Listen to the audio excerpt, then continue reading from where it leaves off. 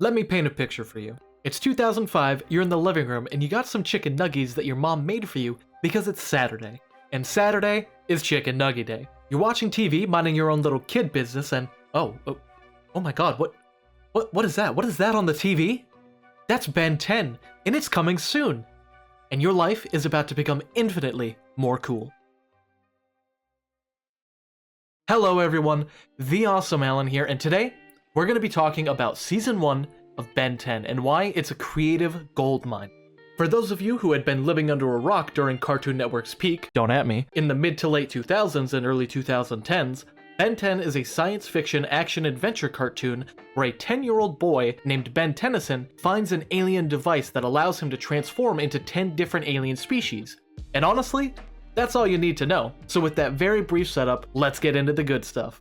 We start off Season 1 of Ben 10 with the pilot episode, And Then There Were 10, where we're introduced to Ben Tennyson, his cousin Gwen Tennyson, and their grandfather, Max Tennyson. Once school is out for the summer, the three embark on a road trip that will change their lives forever, riding around in Grandpa Max's RV called the Rust Bucket. Meanwhile, in space, a battle is occurring between two spaceships. The big scary one belongs to the galactic warlord known as Vilgax. He has a squid for a face. The other belongs to an unknown entity.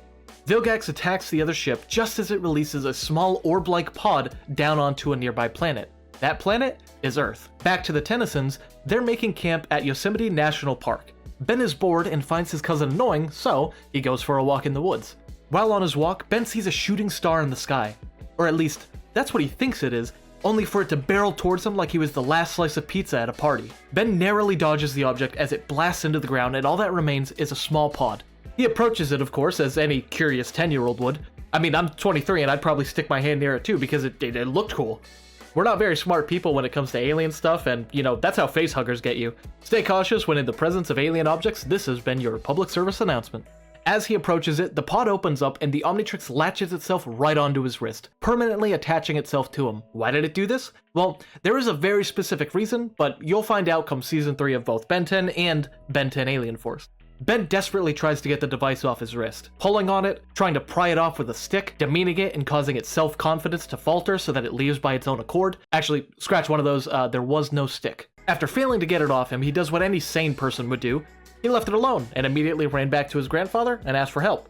Actually, he starts playing with it. He presses the watch down, and what immediately follows is a sick piece of animation. I mean, just look at this transformation sequence. That is hot. Oh, that's hot.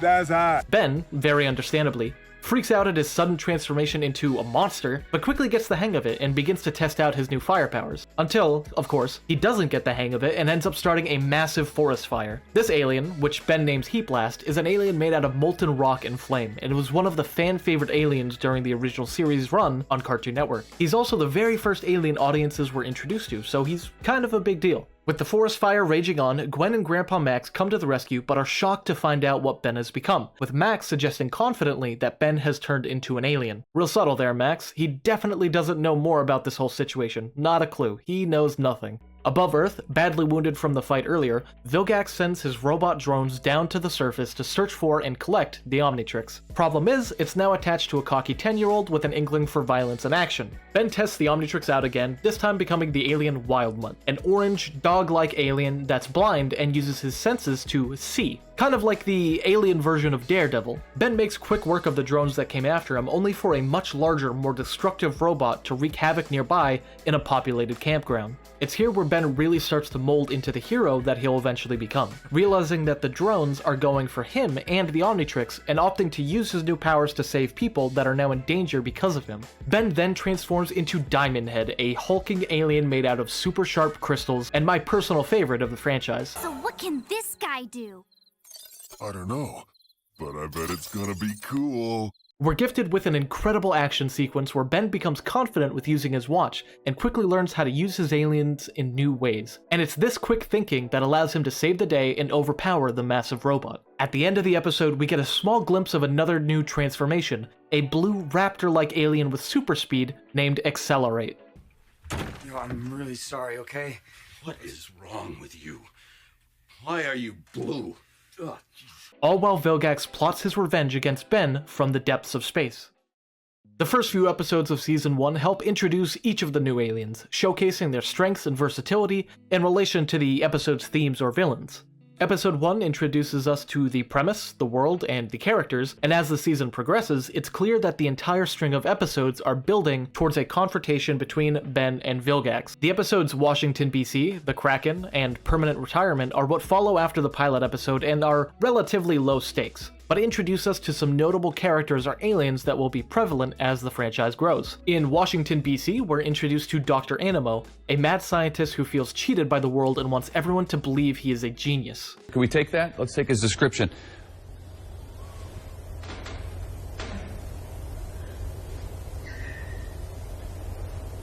Okay. This is the guy they wanted people in Pennsylvania to be out on the lookout for.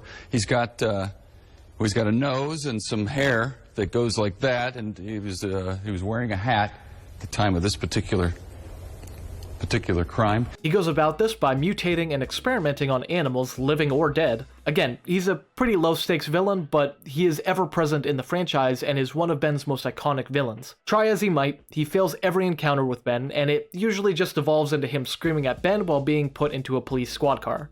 But who hasn't been in that exact scenario, right? Pepper spray the man who's expressing his opinion under the First Amendment! In this episode, we're introduced to the aliens Grey Matter, a tiny frog-like alien with an immense intellect, Four Arms, a giant red alien with 4 arms and the strength to overpower most of Ben's villains, and Stingfly, a bug-like alien that can fly and shoot slime from his eye stalks. Each of these aliens get incredible transformation sequence just like those before it, a trend that will continue for the remaining aliens of the original 10. I know I've touched on it before, but the art style and animation for this show is just one of the many reasons it's so great. Every frame is drawn beautifully, and the animation is top-notch. It's the art style and animation in this show that set it, for me, as the peak of the franchise, because the sequel shows in the franchise all do something a little different with the art and the animation, and in my opinion, none of them quite hold a candle to what came before it. The next episode, The Kraken, introduces us to the alien Ripjaws, an alien built for fighting and thriving underwater, which leads to a lot of unfortunate situations for Ben, as sometimes he'll transform into Ripjaws accidentally and with no water in sight, essentially turning him from a powerful water-based fighter with a jaw of steel to an inert fish stick. Since this episode is built solely around Ripjaws in his natural habitat, we get to see him at his fullest strength. In the episode Permanent Retirement, transformations Upgrade and Ghost Freak are introduced. Upgrade is basically a living machine and can merge himself with technology and upgrade it. Ghost Freak is an alien with a ghostly appearance who can walk through walls, disappear, and fly, and also has these creepy tentacle things inside of his skin. The real star of the episode, however, is Wildmutt, who uses his tracking abilities to find Grandpa Max, who had been abducted by alien imposters. Even though these episodes aren't the cream of the crop, and their importance really hinges on the first appearances of these aliens, that by no means makes them bad episodes. Each one has their own merits, and it's mainly that they just don't hold up to some of the really strong episodes, such as the pilot episode and the next episode in the season, Hunted. These episodes also showcase Ben's first uses of the Omnitrix, and you really do get to see him get better and better with every episode, along with him learning valuable lessons along the way.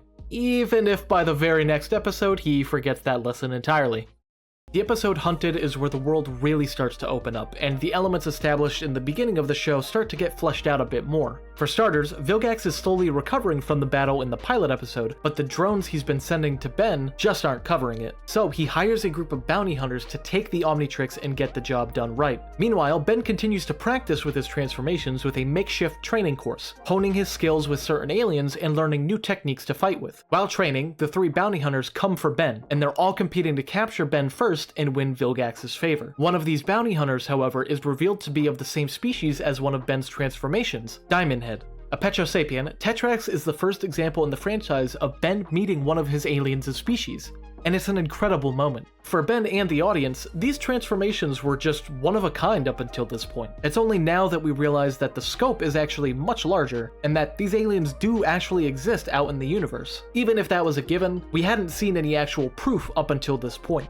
We'll get similar instances of this kind of thing down the road, with more and more of the lore and scope of the universe being revealed little by little. However, this episode does continue that trend even further. In the episode, Tetrax explains that the Omnitrix is the most powerful weapon in the galaxy, and that it's a key to the battle between good and evil, and that he is actually working against Vilgax in this regard. We learn more about Tetrax's past in relation to Vilgax later on, but the seeds of the Omnitrix's importance are sown as early as episode 5 of the franchise. Man of Action, the creators of Ben 10 really knew how to balance current happenings on Earth, with Ben and the Omnitrix, with the scope of galactic affairs that have been going on in the background and continue to do so as the show progresses. It'd be lazier but easier if the Omnitrix fell to Earth and was found by Ben, only for none of it to be explained and there to be no backstory or setup or lore, and it's the little details that are shown throughout this episode and the previous episodes like the pilot thus far that showcase that they have an incredible knack for world building and coming up with these really unique and creative ideas that all kind of build off each other. They put their all into making this world feel fleshed out and alive, and it worked every step of the way. Fanboying aside, Tetrax's goal is to retrieve the Omnitrix at all cost, and since it's attached to Ben, he'll have to bring Ben to space with him as well. However, during their encounters against the other bounty hunters, Tetrax begins to trust Ben with its safety and allows him to stay on Earth, while also teaching him a few vital lessons along the way. One of the most important things Ben needed to learn is that brute force isn't always the way he should tackle fights, with him typically choosing Forearms or Diamond Head for their increased strength compared to the other 8 transformations. The Omnitrix, as it currently stands, has 10 incredibly versatile aliens for Ben to choose from, and even the weaker appearing aliens all have their own merits and strengths. He needs to think and form a plan of action when using the Omnitrix, not just using it to hit stuff. It isn't a toy, and that's a lesson he really needed to learn early on. He does exactly that when he uses Grey Matter's intelligence to save the day, opting out of using Forearms to just brute force everything. Although, honestly, he probably could have won with Forearms, but it's the point of the lesson, so we let that slide. Besides, Grey Matter always needs a W, just look at that face. How could you deny that? The next episode, Tourist Trap, is arguably one of the weakest episodes of the season and is one of my least favorite episodes of the show. I'd attribute it to growing pains, but the episode isn't exactly bad, it's just very plain. We're introduced to another alien species, the Megawatts, who are a mischievous species of electric aliens that run amok during the episode, with Ben needing to capture and contain them. There's no real lesson to be learned here in this episode, and while I wouldn't call the episode filler, it's definitely one of the middle-of-the-road outings for what so far has been a pretty great first season. The setting also leaves something to be desired, taking place in a Midwestern town filled with tourist attractions, and it's just left feeling very generic overall. Maybe that's the point, because from Ben and Gwen's perspective, the place is really boring, but it ultimately just leaves the episode a bit visually disinteresting. There is a final battle at a large dam at the end of the episode though, and that's a pretty cool set piece. The next episode of Season 1, Kevin 11, is easily one of the best episodes of the season and lays the groundwork for so much more of the franchise than just what's in this episode alone. It's for that reason that I really need to go in depth when covering this one. While staying at a hotel in New York City, Ben notices a private demo of the newest Sumo Slammers game at the hotel, which is just really an odd occurrence, honestly. Why is it just at this random hotel and not like a game store nearby? Anyway, Ben is stopped by a security guard and Grandpa Max warns Ben not to sneak inside. Ben of course disobeys this and transforms into Ghost Freak to sneak into the room and play the game. After a while, the security guard catches him, and the group are promptly thrown out of the hotel. This is the first time we really get to see a rift between Ben and Grandpa Max, and their relationship is highlighted in this episode, because Max is absolutely furious at Ben for this, rightfully so. Gwen is as well, but Gwen is usually always mad at Ben, so we can just focus on Max this time around. Grandpa Max chastises Ben over the misuse of the watch, but Ben feels like he's owed some luxury time with the watch thanks to all the people he's saved and all the good he's done. But that's the exact kind of mindset that could lead Ben astray. After all, if you're only doing good things to get a reward out of it, then you're not being heroic, you're just incentivized by praise and greed. Grandpa Max rightly reprimands Ben for thinking like that and accuses him of only caring about himself, which for the most part is pretty true, especially at this point in the franchise. So he decides to punish Ben by taking away his video games and all of his Sumo Slammers merchandise. Ben then pulls a Peter Parker and tells Uncle Ben, I mean Grandpa Max, that he's not his father. I don't mean to lecture and I don't mean to preach. And I know I'm not your father. Then stop pretending to be. You can't always tell me what to do. You're not my dad. Which visibly surprises and hurts his feelings. Since this episode came out a mere 4 years after Spider-Man 1, it's clear to see that this was inspired by that scene in general. There's actually quite a few little moments in the show that if you know where to look, you can see that they were inspired by the Raimi Spider-Man films. I mean, come on, they're in New York, there's an argument with a father figure, Grandpa Max gets brutally shot in an alleyway, it all lines up. Grandpa Max leaves to try and get some of the money back from the hotel, and Ben storms off once he's gone. Gwen follows him, and the two enter a nearby arcade. I also just want to point out this line by Gwen where she says next summer she's going to sleepaway camp instead of doing this whole thing, and, well, I definitely didn't catch that as a kid, but if you know anything about horror movies, sleepaway camp is definitely not a fun place to spend the summer, let me just tell you. Inside the arcade, Ben runs into another kid named Kevin, and the two quickly strike up a friendship. This is when Kevin showcases some sort of electrical power and hijacks one of the arcade machines, giving Ben an endless supply of tokens to use. However, their moment is interrupted by a gang looking for Kevin, who then unsuccessfully tries to flee the arcade once he's been spotted. They surround him as Ben and Gwen watch on, which prompts Ben to run off and transform into Accelerate to make quick work of them and save Kevin. This one decision will definitely not have any lasting impact on the franchise whatsoever.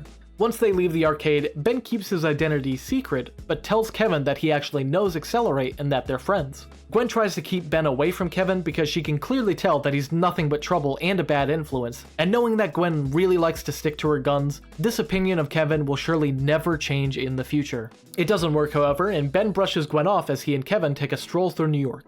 Kevin explains that he was born with his powers and that he's kind of like an energy conduit. He can absorb or exert energy whenever he needs. Gwen heads back to the Rust Bucket and Grandpa Max questions her about Ben's whereabouts, and we see now that Ben and Kevin are plotting to break into a warehouse full of the unreleased Sumo Slammer game that Ben had wanted to play earlier. They trigger the alarm while entering, and well, the reaction time for New York's police is phenomenal, although I really think they went a bit overboard here. We see 5 police squad cars, 2 helicopters, and a freaking SWAT team all try and take down 2 children for trying to steal a video game. What, are there nuclear launch codes hidden inside of the game's code? Why is this such a big deal?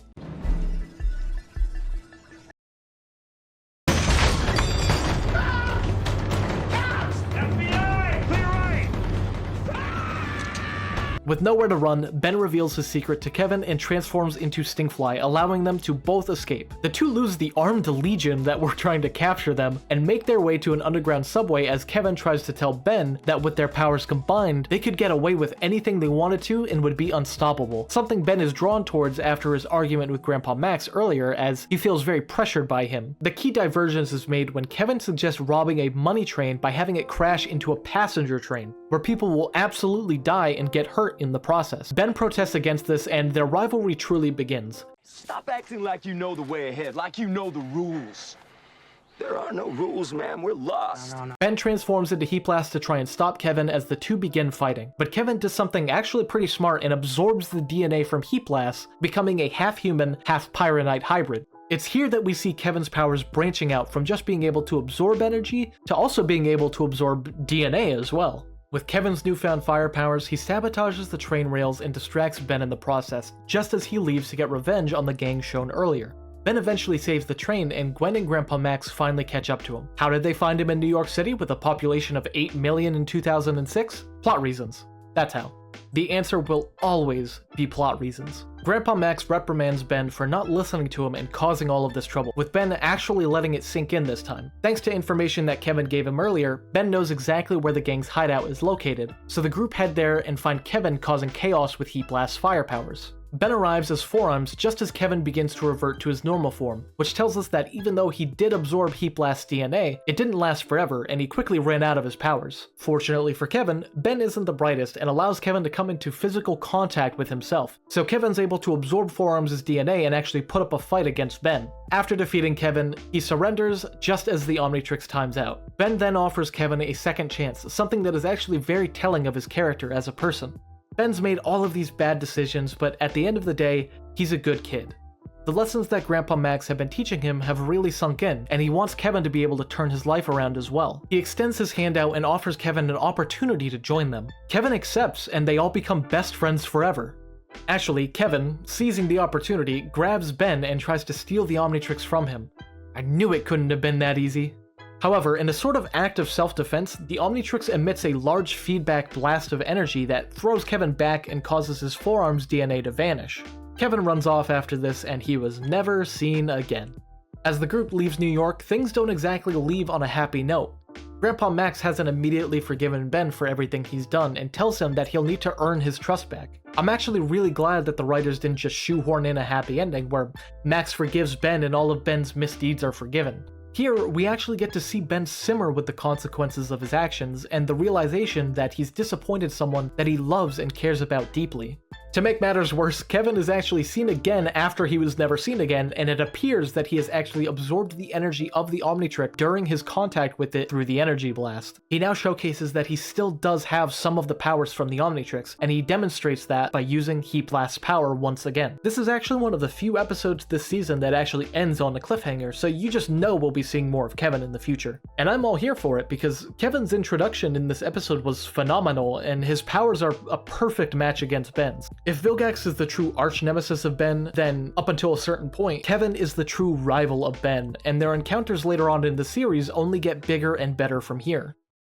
The very next episode is focused on telling a really heartfelt story about Grandpa Max getting hurt and Ben shouldering the responsibility. In the 11th episode, The Alliance, the gang encounter a group of high-tech female bikers, and in the ensuing fight, Grandpa Max is gravely injured and hospitalized in the process. On top of that, Vilgax has sent another batch of drones down to try and collect the Omnitrix. And at this point, I mean, come on Vilgax, the drones are not doing a thing to get that watch off of that wrist. Vilgax even compliments whoever wields the Omnitrix, assuming that whoever is currently wielding it must be incredibly dangerous and intelligent if none of his attempts have succeeded. At the hospital, Ben wants to desperately use his powers to help in some way, suggesting to Gwen that he transforms into Upgrade and merges with the machines that Grandpa Max is hooked into, or transforming into Ghost Freak and merging with him in some kind of way. He's desperately trying to think of anything he can do to help save his grandfather, and their relationship has already done a complete 180 compared to the previous episode. It's unfortunate that, with near unlimited power with the Omnitrix, Ben's completely powerless to help his grandfather. The hospital is then attacked by one of the bikers from earlier, whose name is Rojo, although now she's merged with one of the drones that Vilgax had sent earlier and is now psychically linked with Vilgax as he commands her to hunt down and retrieve the Omnitrix. Ben is very easily able to defeat her using Heat Blast, but his main priority was getting her away from the hospital and keeping Grandpa Max safe.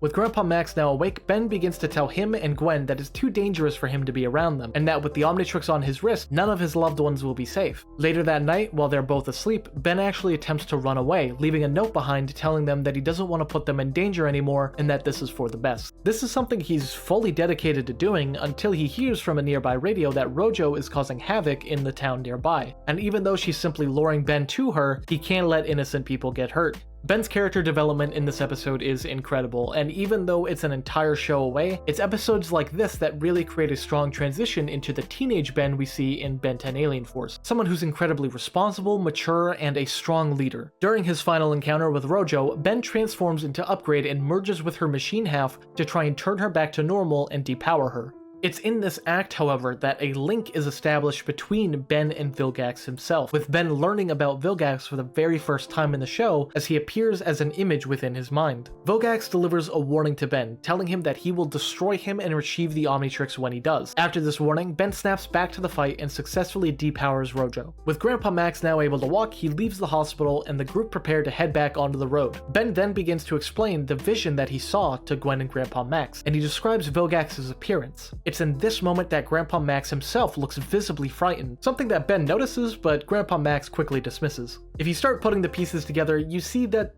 things aren't exactly all what they seem with Grandpa Max. He knew Ben had transformed into an alien back during the pilot episode, and now he has a visible reaction to Ben describing Vilgax's appearance. In hindsight, it's of course easy to see what direction they're going with this, but at the same time, the mystery they continued to build with what exactly Grandpa Max knows or didn't know was always there as the first season progressed, but the show did such a good job of not showing its cards too early, and before you knew it, the mystery surrounding Grandpa Max would fall to the back of your mind as you continued to eat up all the cool alien fight scenes with every new episode. At the time, they were really blink and you'll miss it moments that were drowned out by all the other things going on, but they were there. Tiny little breadcrumbs left by Man of Action, all pointing to a very specific plot point and reveal that we'll touch up on later.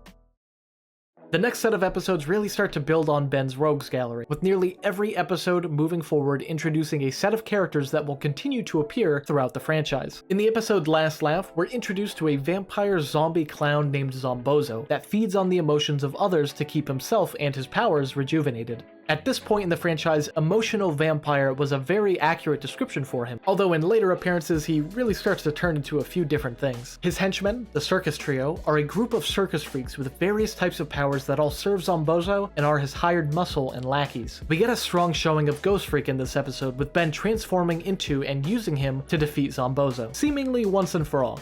It's also good to mention that Ben has coulrophobia, a fear of clowns, and this particular encounter was very traumatizing for him. Even in alien form, Ben has a difficult time facing Zombozo due to his fears. Ben, however, is able to find the strength within him to face his fears as he uses Ghost Freak to outscare Zombozo, basically fighting fire with fire and succeeding in the process. When Ben turns back to normal, one of the biggest hints of something to come later down the line is dropped as Ben comments on how Ghost Freak freaked him out a little while he was using him as a transformation. This little nod to a future plotline is something that was actually planned from the very beginning, and without touching on it too much before we even get to that point, it's definitely one of my favorite things from the first season and from the franchise as a whole. It's incredibly memorable, and the seeds were sown as far back as season 1.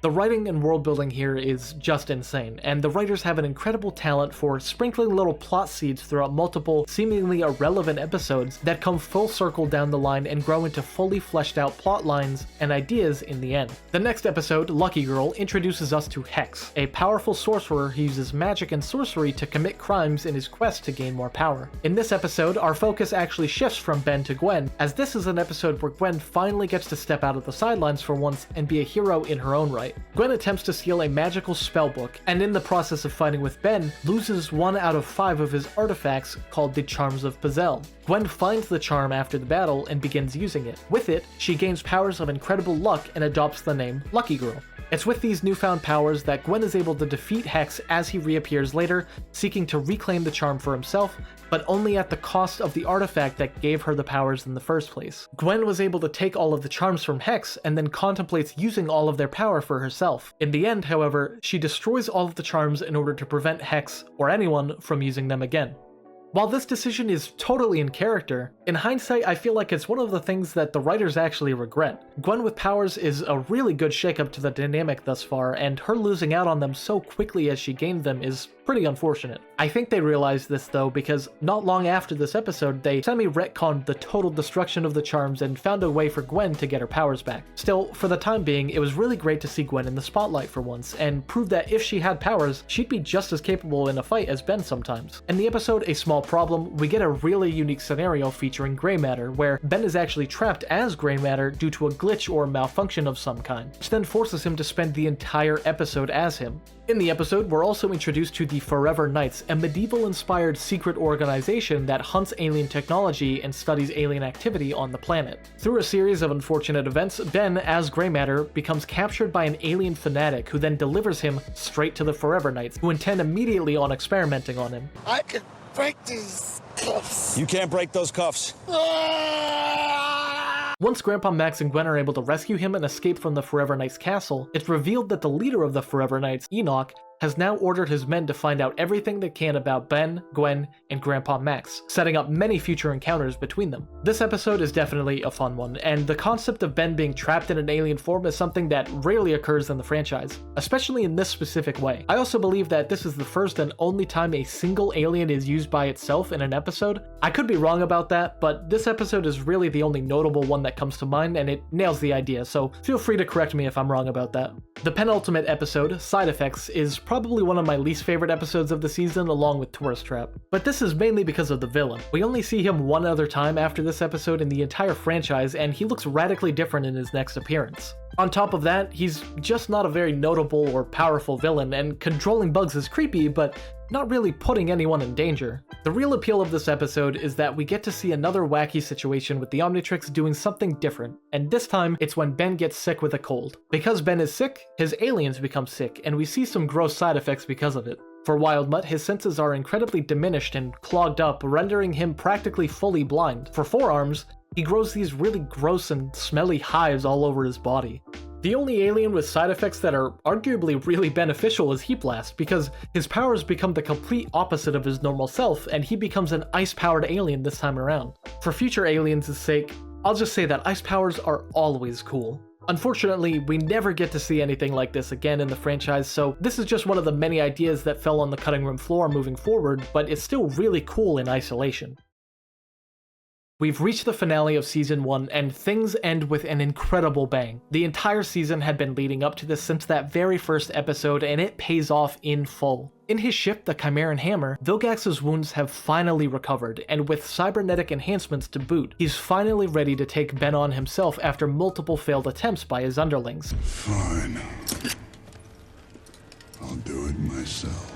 He's been keeping a close eye on Ben's alien heroics lately and is insulted that the Omnitrix is being used in such a way. In the rust bucket, Ben wakes up from a nightmare, and in it he sees Vilgax, who delivers a message to him. It's unclear why exactly Ben has this kind of nightmare other than plot relevance, although it can be assumed that he might still have some kind of mental link with Vilgax left over from when he was upgraded in the episode The Alliance. It's never made clear, but that's my best assumption. It could also just be a coincidence, but he sees Vilgax in his new form, so I'll go with my previous explanation. Ben tells Gwen and Grandpa Max about the nightmare, and Grandpa Max is startled by the message that was given to Ben. He begins driving the rust bucket far away from the area as he explains that he wants to make it to Mount Rushmore before nightfall. In the meantime, Ben and Gwen bicker amongst each other, with Ben ultimately turning into Upgrade to interfere with her laptop. With the Omnitrix now activated, Vilgax has an exact read on Ben's location. Grandpa Max gets angry at Ben for using the Omnitrix just as he times out, and tells him that he doesn't want to draw any attention. Max begins to act a bit more strict towards the two, and they both have no idea why he's acting this way. But we do.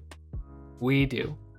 Vilgax, leaving his ship, now knows the general area of where the Omnitrix is. He enters a large spiked sphere, which is kind of like a vehicle for him, and along with several of his drones, he marches towards the nearby city of Rapid City, South Dakota. Back in the rust bucket, Ben and Gwen both notice a large amount of fires coming from a nearby city. The same city, presumably, that Vilgax was just making his way towards. Ben transforms into Heat Blast, ready to save the day. Ben launches himself into the sky and heads directly towards the city. When Ben arrives, he sees swarms of the drones that he's fought several times at this point. One by one, he takes them out with surprising ease. He's then caught off guard and captured by an electrical net, which then pins him against the side of a building. It's here where the spiked sphere presents itself, which then opens to reveal Vilgax, as he finally meets Ben face to face for the first time. Ben recognizes Vilgax from the visions he's been having, and Vilgax introduces himself formally and states that he has come for the Omnitrix. Ben breaks free from the net, but his attacks on Vilgax are useless, with each attack doing very little to affect him. Ben is able to then melt tar on the road, slowing Vilgax down and encasing him in molten tar. During this exchange, Grandpa Max and Gwen arrive in the rust bucket, and Max is absolutely terrified of the sight in front of him, recognizing Vilgax instantly. Gwen tells Ben to get inside the RV while Vilgax is preoccupied, and Grandpa Max tells Ben to trust him in the fact that he does not want to pick a fight with Vilgax. But Ben immediately asks how he knew his name was Vilgax. Gwen also becomes suspicious, asking Grandpa Max what he's hiding from them.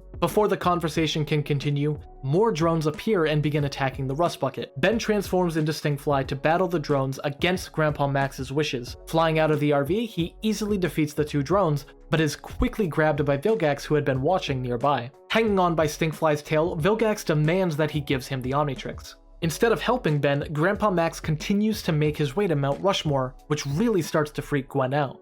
Vilgax gets the upper hand on Ben by slamming him directly into a building, and as Vilgax holds on to Ben and lifts him into the air, he taps the Omnitrix symbol on Stinkfly's head, causing him to de-transform back into a human. Ben has no idea how Vilgax did that, and neither do we, since this is something new that we learn about the Omnitrix for the first time. Touching the Omnitrix badge while transformed can lead to a few different things, but in this instance, tapping it seems to return the user back to their normal form. This also proves that Vilgax knows more about how the Omnitrix functions, almost as if he's had personal experience with it before. Vilgax is completely surprised to see that the Omnitrix is in the hands of a child, and after trying to take it from Ben, he notes that he's unable to because the Omnitrix has now merged with Ben's DNA. I like to think that if Vilgax had gotten to Ben sooner, maybe sometime near the first episode, he would have had an easier time getting the Omnitrix off of him, but by now, it's probably been several weeks, which gave the Omnitrix ample amount of time to solidify itself on Ben's wrist. Vilgax takes Ben to the spiked sphere he arrived in earlier, and they head back towards his ship, which is landed nearby.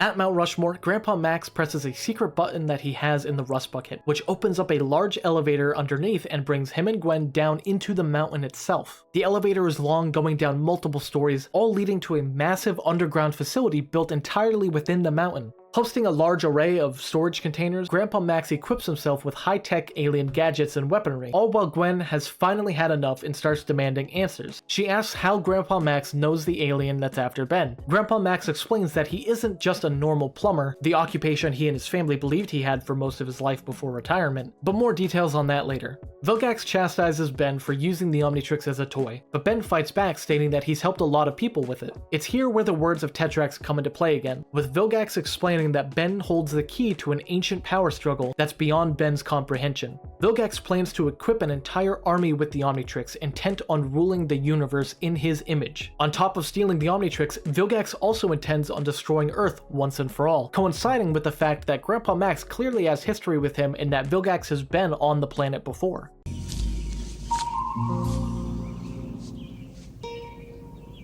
What the fuck is this piece of shit? Grandpa Max and Gwen arrive at the ship just before it takes off into space, and with time of the essence, Grandpa Max activates one of the Rust Bucket's secret weapons and turns it into a flying vehicle, which he then uses to smash directly into the same room Vilgax and Ben are inside of on the ship. Grandpa Max runs over Vilgax in the process, delaying him for a short period, then he leaves the Rust Bucket to meet him face to face. He aims a large weapon at him and tells Vilgax to keep away from his grandson, and Vilgax addresses Max directly, confirming that the two do know each other. Ben is then surprised that Grandpa Max knows who Vilgax is, and just as he's about to be freed from the containment device Vilgax put him in, the Omnitrix begins malfunctioning, causing Ben to switch between several of his transformations. Once he gets to forearms, however, he's able to break free from his containment very easily. While this kind of malfunction is only shown in this episode, it's a really interesting one, and we get to see a really cool fight sequence of Ben transforming into various aliens and needing to think on the fly against an army of Vilgax's drones. For instance, he uses gray matter to dismantle one of the robots, then immediately switches to upgrade and begins taking over and repurposing it. With the Chimeran hammer now malfunctioning due to all the fighting, it begins falling back to Earth. Grandpa Max tries to get things running again, but Vilgax intervenes and attempts to throw him off the ship. Ben witnesses this and tackles Vilgax immediately, both of them falling out of the ship and barreling back towards the surface of Earth. Luckily for Ben, he's able to use upgrade as a sort of living parachute while Vilgax crashes below. Vilgax's ship crash lands back on Earth, and Grandpa Max and Gwen are able to escape using the Rust Bucket once again. Vilgax and Ben, now both separated, both witness the ship crash from different perspectives, and they both begin heading towards it.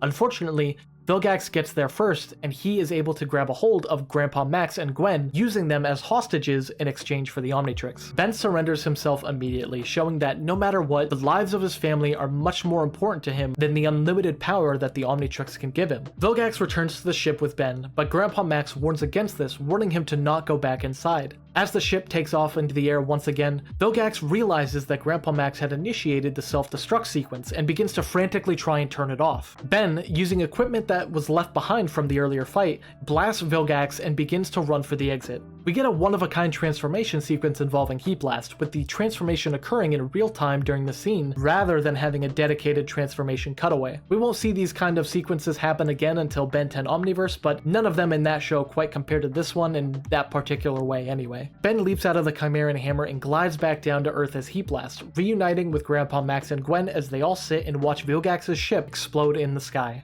The episode ends with Ben stating the obvious, basically telling Grandpa Max that he has a lot of explaining to do, and that he definitely does. Ben 10 Season 1 is a creative goldmine, an achievement that spawned an entire franchise, and it's easy to see why. Almost every single episode brings something to the table, and the ones that don't are still fun episodes on their own. When they really hit a home run though, it's some of the best world building and storytelling that any piece of animation has been able to conjure up. It's clear why this show is so well made, and that's because of the love and care that went into it by Man of Action. Man of Action is a creative collective founded by veterans from the comics industry. Duncan Rouleau, Joe Casey, Joe Kelly, and Stephen T. Seagal all had a hand in making this show as incredible as it is, and their experience working in the superhero genre really paid off as they were able to give us an incredibly unique piece of fiction that changed the landscape forever. Becoming the face of Cartoon Network for many years and having a franchise that spanned 16 years with multiple spin-off series, live-action films, and a mountain's worth of toys made in service of the show. You might not know this, but it is actually the 51st most profitable franchise in the entire world, coming just shy under Jurassic Park and Pirates of the Caribbean at $7.85 billion, being more successful than the entirety of the DC Extended Universe films, Halo, and Minecraft, just to name a few. The legacy that spawned was born from the creative genius of just one small team of passionate artists and writers, and was then carefully refined and built by everyone that worked on the original series. And it's the show I attribute most to shaping my childhood. I remember being excited to turn 10 years old, always wishing that an Omnitrix would fall from the sky so I could be the hero I was watching on my TV. I bought all of the toys and had a little Omnitrix device of my own, always playing pretend, with this show in particular fueling much of my imagination as a kid. I was only 6 years old when the very first sneak peeks and trailers for Ben 10 were premiering, and I remember it like it was yesterday, all building up to the very first episode's premiere. I remember coming home from school and rewatching episodes that I had recorded, staying up late into the night as long marathons of Ben 10 episodes were replayed, and for season 2 in particular, I remember jumping up and down in excitement when I told my parents that Ben was going to be getting an 11th alien on top of the original 10. These were extremely important moments in my childhood, and it's why I think so fondly of the series in particular.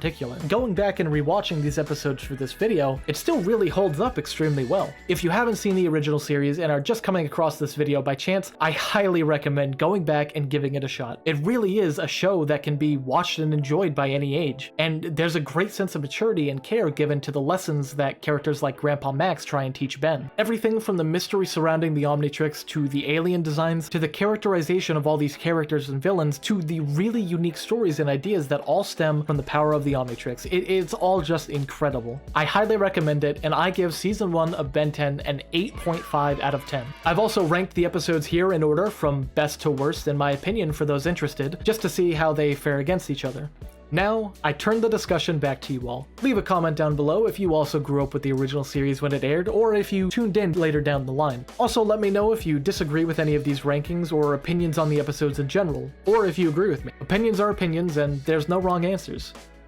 And with that, we're at the end of the video. Thanks for watching, everyone. Be sure to like, comment, and subscribe, and if you enjoyed this video and want to see more, you can support me over on Patreon and join our community on Discord. In the Discord, you can actually find my ongoing comic continuation of the original series called Ben 10 Omnitrix Awakened, a project that's years in the making. I tell a continuation of Ben's adventures as he grows older and matures, while still keeping the art style and tone of the classic series. If that interests you, in addition to joining the community, hop on in. Thank you, and I will see you all next time for my Season 2 retrospective.